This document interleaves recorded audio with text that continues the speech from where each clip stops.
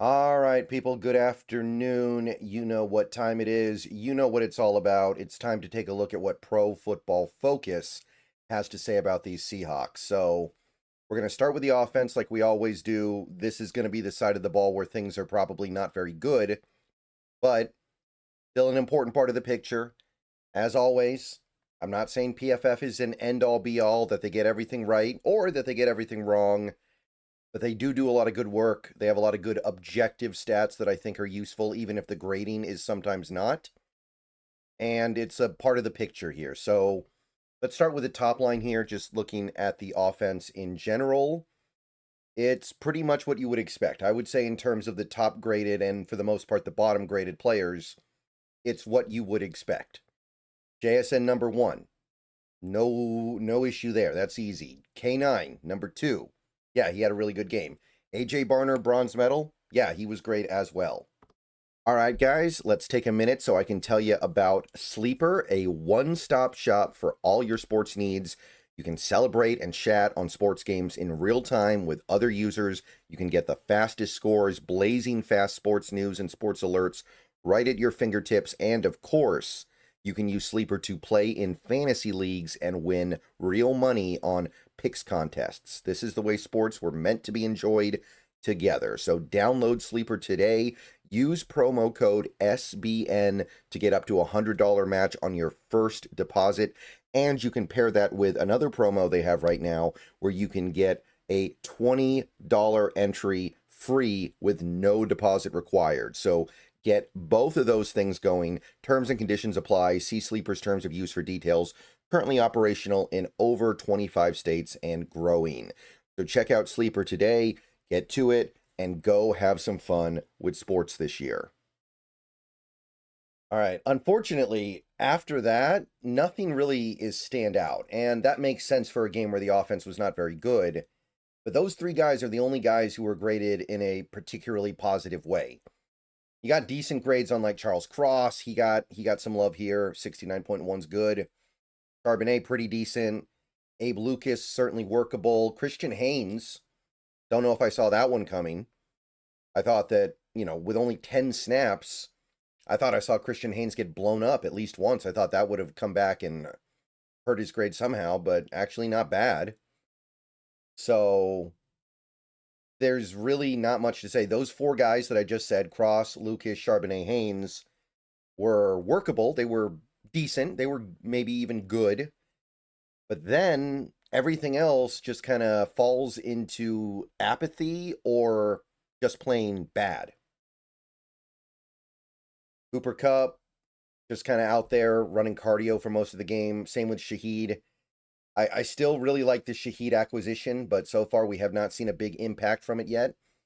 I think that it's going to open up the run game down the line, but so far it's been very gradual. Collar up, he had a very costly penalty in this game, so you're not going to be graded well with something like that. Kalani barely played. Cody White running cardio out there. And then you get down to a group of guys that PFF thought were just plain bad. Oluwatimi, um, look, he's doing the best that he can out there. And I don't think Oluwatimi was a big reason why we lost this game or anything, but I don't think he's the center of the future either. There's just not enough there. Robbie Oots, another bad grade from PFF. Arroyo, not really giving us anything out there. Nothing to say. Anthony Bradford, I've seen him worse, but that was a pretty bad game, and he continues to be a glaring problem on this offensive line. And I think we have to ride it out the rest of the season in all likelihood, but I don't think it can go beyond this season, man. Now, Gray Zabel, I don't know what PFF is seeing with him that I'm not seeing. So I don't take this grade all that seriously. I think they're just probably wrong. And that happens. You have blind spots sometimes, but I really would like to know what they see with Gray Zabel that makes them think so little of him when everything else I see indicates this guy's playing at the very least good football or decent football. And they think he's one of the worst players in the league. So I don't know. Somebody's going to have to explain that one to me. And of course, hard to deny this one, Sam Darnold. a 39.2, the worst graded player on the offense. I mean, what do you expect? So the grading lines up for the most part. Again, Zabel stands out as being like, how can Zabel possibly be graded that low? But whatever. Like they've had it out for him for whatever reason the whole season, and I don't understand it. So I'm not gonna think too hard about it. I'm just gonna go ahead and move on. So yeah, pretty much the grading you would expect. The passing stats with Darnold, no big time throws and 4 turnover worthy plays, which all turned into turnovers. I mean, yeah, it was one of those. It was one of those days. For whatever it's worth, they did have him getting pressured 13 times in this game, which is a lot more than he's used to. But remember, he dropped back to pass 45, 46 times. So as a percentage of his dropbacks, it's really not that bad overall. At the very least, we've seen a lot worse around here in Seattle. Passing chart, one of the less engaging passing charts in the Sam Darnold era. He completed 2 deep passes to the left side, and he completed 1 intermediate pass to the left side. Other than that, couldn't hit anything down the field. Almost all of his passes were within 10 yards of the line of scrimmage. Check down, Charlie.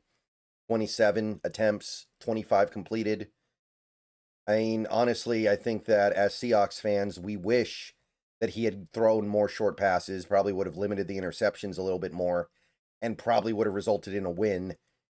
But it's not exactly the most inspiring passing chart either way. And 1 pass behind the line of scrimmage, so not doing a lot of that lately, it feels like, but definitely going to have to take pressure off this offensive line. But yeah, just spamming the short stuff. And look, it's not like it went poorly when you threw the short stuff. We had 1 bad play on a throw where Sam Darnold threw it short, and it was on the play where he did the stupid Tim Tebow jump pass, which I don't know what's going on in his head on that one, but yeah.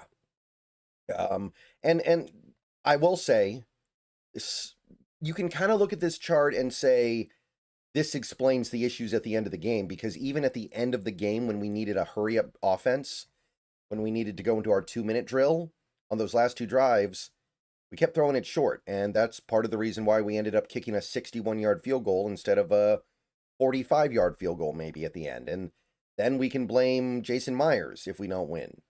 But it didn't happen, in part because all we had in our bag were little toothless checkdowns for the most part. The receiving page, again, the only thing I really like to, or care to look at here, is JSN's slot versus wide distribution, and 85% wide, 7% in the slot, or 15% in the slot. So he's basically not playing in the slot at all anymore. We had 3 players get more snaps in the slot than JSN in this game. You had Cooper Kupp, of course. He's the slot guy, basically. 24 out of 60% of his snaps, approximately. Shaheed and Barner also had more snaps in the slot than JSN. So that kind of pre-draft and post-draft, and even the first 2 years of his career moniker that most people had for JSN, where he was just a slot guy, it's very clearly and very obviously gone. It could not be more gone than it is. And I don't know where it came from, because you didn't even really see it in college, but it's pretty incredible. And it's been absolutely amazing to watch the whole season. And I like to look at the receiving versus coverage page just to kind of get a feel for JSN's matchups. And this was the first time maybe this whole season where JSN didn't get targeted in matchups against a linebacker. So I think that speaks to the Rams playing some really good defense. They never allowed JSN to get isolated on a linebacker. They had 1 target on a safety, and it was Kinchins. So they're able to get in the right sets against JSN, and JSN never got to get an easy catch on some Nate Landman coverage. I think, yeah, Nate Landman, I think is his name. Like, that never happened. So that's a salute to the Rams defense more than anything. Hopefully, starting next week going forward, we're able to find more of those favorable versus linebacker matchups. Rushing direction isn't really going to tell us a lot this week. Every rushing direction except for off left guard, which is between Cross and Zabel, was pretty toothless. And left guard, we had one attempt for 25 yards. So that was the only long carry of the day. That was the 25-yarder by K9. And we didn't try that again. We didn't try it again. So I don't know if it was something that we could have exploited or if it was just one play, but we did not manage better than 4 yards per carry or even 4 yards a carry in any other gap. So just kind of one of those things where it's a slog to run the ball, and this is one of the limiting factors around this team right now. This team, the Seahawks team, has a very good offense, but it is lacking in some areas, and this is one of them. They cannot run the ball consistently. They can't have a run game that can move them down the field play after play after play.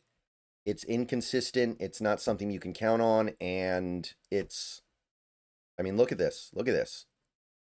There was really nothing that worked except for one gap, and it was one play, which doesn't really tell you anything. Like 3.8 isn't terrible, I guess, but you're not really excited about it. Okay, offensive line stuff, pass protection, definitely worse than the last couple weeks, but the last couple weeks were really good. So, not surprising. Interesting oddity here. Charles Cross was dinged with 5 pressures allowed in this game by PFF. They still gave him our best pass blocking grade of any offensive lineman. So, clearly they're seeing something with those hurries where either it's not really on Cross or it's not really affecting the play. Something where they devalue it. Our highest pass blocking grades were given to the guys who only did it a few times. Charbonnet, Barner, Oots. Not really much to say there. Just small sample size, but they did their job, so that's cool. Collar Up and Haynes also had positive pass block grades, which is weird because Haynes only had 10 pass block reps and he allowed 1 pressure. You would think that would be a recipe for a really bad grade, but I don't know. I don't know. Hard for me to really explain that one without seeing how the sausage gets made.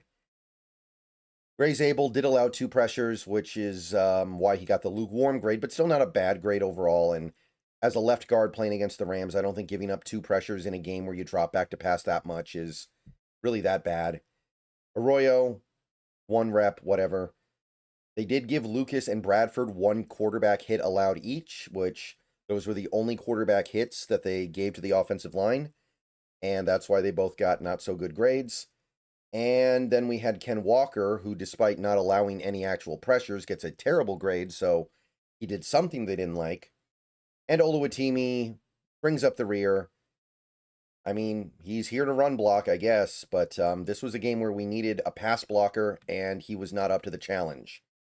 And while I don't think that Jalen Sundle's a great player, I do think that in this game, he probably would have been better for us than Oluwatimi was because we fell behind so quick, we couldn't run the ball as much as we probably wanted to, and I think Sundle would have been better for the passing attack. All right. That's pass blocking. Run blocking, again, the only thing I really like to look at here is zone versus gap, and it was almost even. Abe Lucas, they've got 17 run block snaps and in zone and 14 run block snaps in gap, so almost 50-50. Probably because Oluwatimi's out there and they don't feel like his agility and mobility is sufficient to do a lot of zone, so they wanted to incorporate some gap. That would be my guess. That's really about it. So there's your offense, man. Not very good, not very encouraging, not what you wanted to see.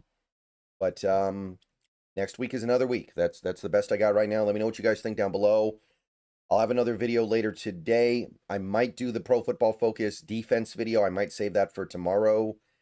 It's possible that I end up doing the doing a different video later tonight, depending on what we hear from the team. We might learn a little bit more about Zabel. If we do, that'll probably take priority. But other than that, see you guys later. Go Hawks. Everybody have a great day.